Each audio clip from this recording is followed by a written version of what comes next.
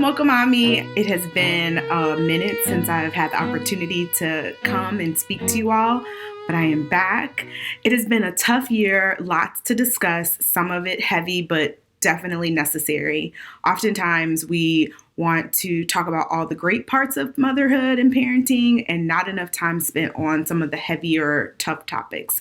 So, over the next few videos, I want to discuss how to support a friend who is going through a sickness, providing some additional resources for kids, and how to support family members over their final days.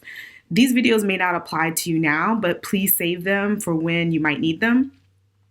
And that brings me to my topic for today. My first video back is how can you have conversation with your kids when someone you love is sick or dying? So as adults, we know that the dying process is scary, but this is an opportunity for us to model for our kids what it looks like to take care of someone when someone we love is sick and or dying. And so recently this last year, 2021, my stepdad, who I refer to as my second dad, actually was diagnosed with terminal cancer and was in hospice the beginning of the year. So I made the decision to pack up my kids and head to my mom's house to support her those last months while my dad was transitioning.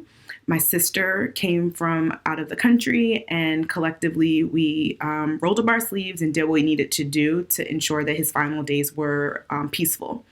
And it sounds so great, like just, go and help. But like I said before, like the dying process is scary. When I packed up my car to head to my mom's house, I knew that I was going with the end result of my dad dying. And so I was nervous for what that process looked like. I've never been a part or seen someone go through that process to take their last breath. But I was also bringing my 5-year-old and my 9-year-old along for the event. And so, as a mom, I was nervous about how to have those conversations.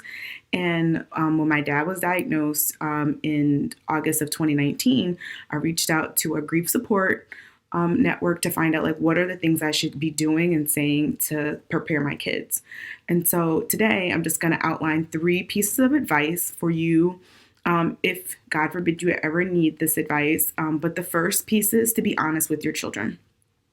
Break it into chunks. You don't have to overwhelm them with all of the small details, but you definitely want to keep them in the loop so that they are clear as to what is happening. So in 2019, like I said before, my dad was diagnosed with stage 4 cancer, gallbladder cancer. And if you don't know anything about gallbladder cancer, it is pancreatic and then gallbladder.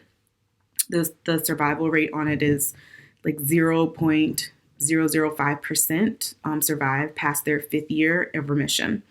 And so that first year, all of 2020, he was in treatment and chemo, proton therapy.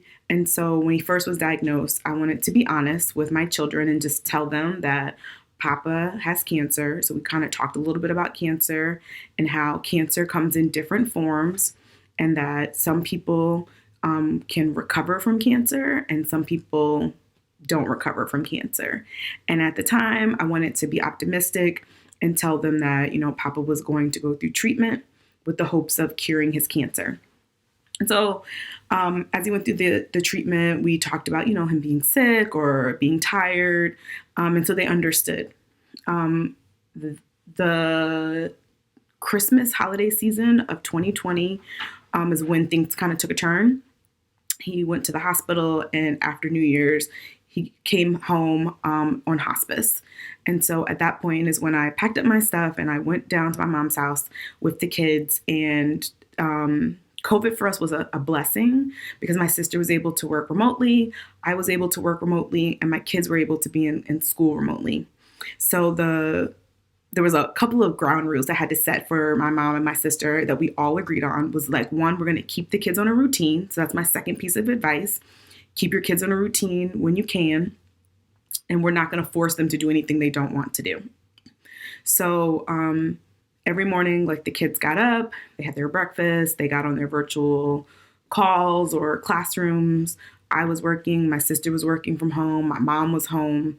We had hospice nurses coming in, and we kind of all took turns like adjusting our schedule to kind of like sit in the room with my dad during the course of the day so that each of us could kind of do what we needed to do.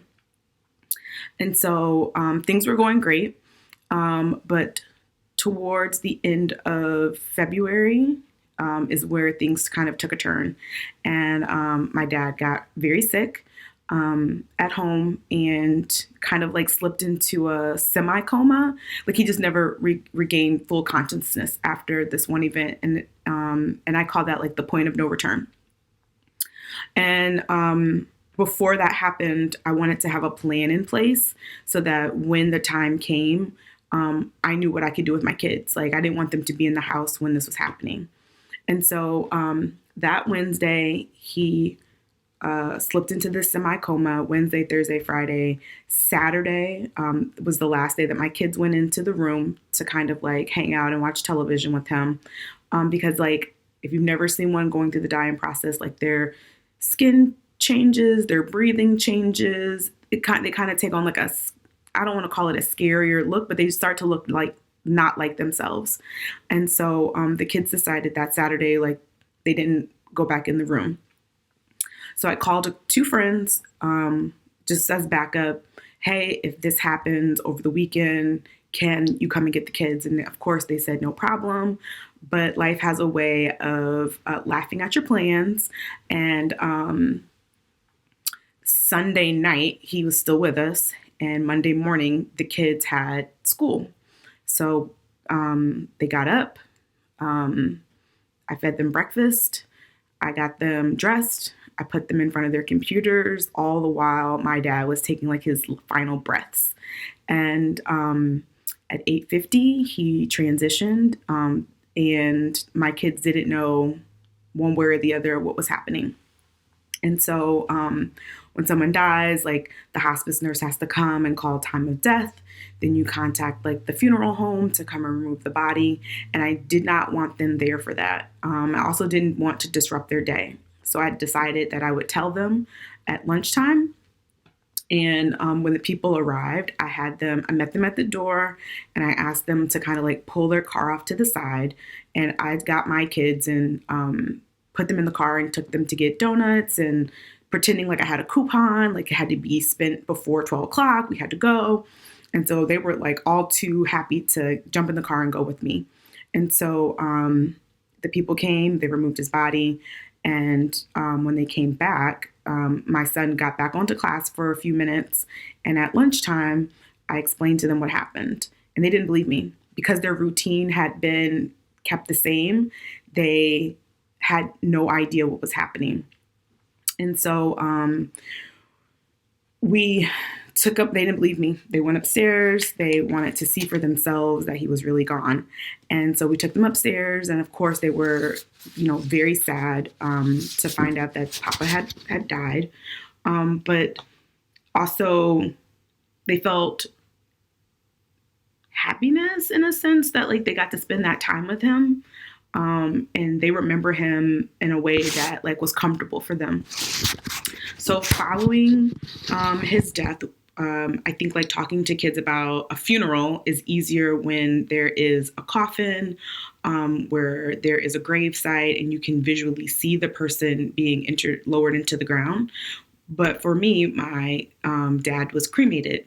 So I had to explain to them that process. And we believe in, we're Christian family, so it was easy for us to ground it in scripture.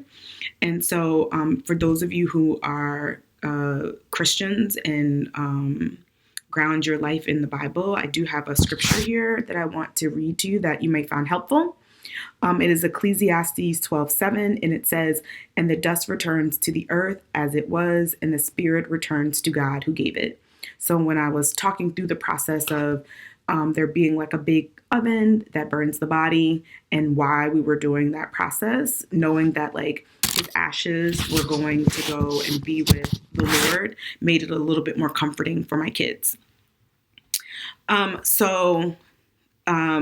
My 3 pieces of advice are: be honest, break it into chunks, keep your kids in a routine, have a plan for what will happen when the time comes, and just know that the dying process is scary for adults. It's definitely scary for children, but take your cues from your children and remember that you're modeling for your children what it looks like to care for someone we love in their final hours. I hope that you tune in over the course of these next coming videos as we continue to have these discussions on how we can support our friends and our family who are sick and or maybe dying.